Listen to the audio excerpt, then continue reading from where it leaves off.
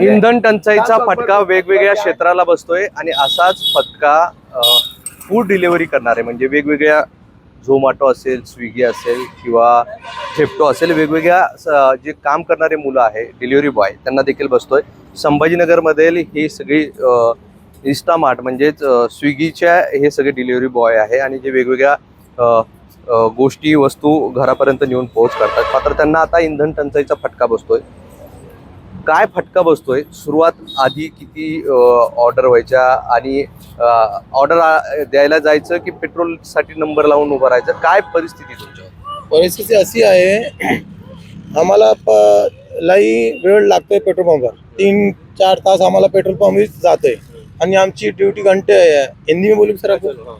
यहाँ पे 9 घंटे देना पड़ता है. इसमें 9 घंटे अगर अवेलेबल रहे तो हमको इंसेंटिव मिलता है यहाँ पर. वो पेट्रोल के चक्कर में हमारा काम निकल जाता है. तो सर क्या और क्या दिक्कत हो रही है? और दिक्कत तो बहुत सारी हो रही सर. पहले हमारे ऑर्डर भी बहुत कम थे, अब बढ़ा दिए. यहाँ पे ना हमारी अर्निंग बढ़ा है ना हमारा इंसेंटिव हुआ.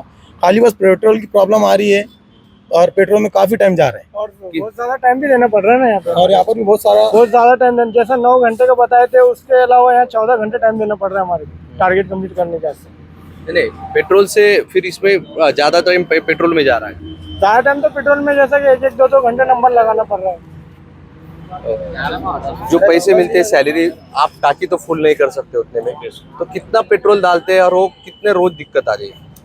पेट्रोल तो अभी डेली का ऐसा आहे, इथे जर आपण 20 ऑर्डर्स मारावं लागते इकडे, जवळपास 200 ते 250 पेट्रोल आपल्याला लागतो.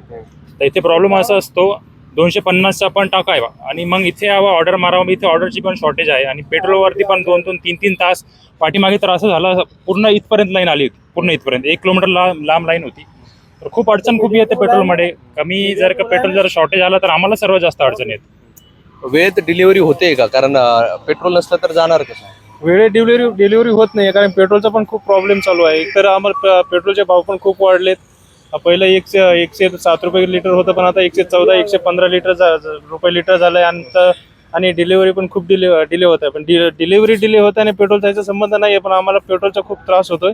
आणि आमची हीच विनंती आहे की जे आम्ही आता जे सर्व जे मुलं आहेत हे साधारण छोट्या मोठ्या घरातलीच आहेत. जर खूप मोठ्या घरातली जर असतात, यांनी कामं केले नसते. आम्ही पोटापाण्यावर काम करणारी मुलं आहोत आणि आमची हीच विनंती आहे की आमचं जे काय पेट्रोलचे भाव वाढलेले ते कमी करावं, किंवा नाही जरी पेट्रोलचे भाव कमी झाले तर जे आमचं डेली वर्किंग आहे ह्याच्यामध्ये आम्हाला कुठेतरी फायदा झाला पाहिजे, ही आमची विनंती आहे तुमच्याकडून.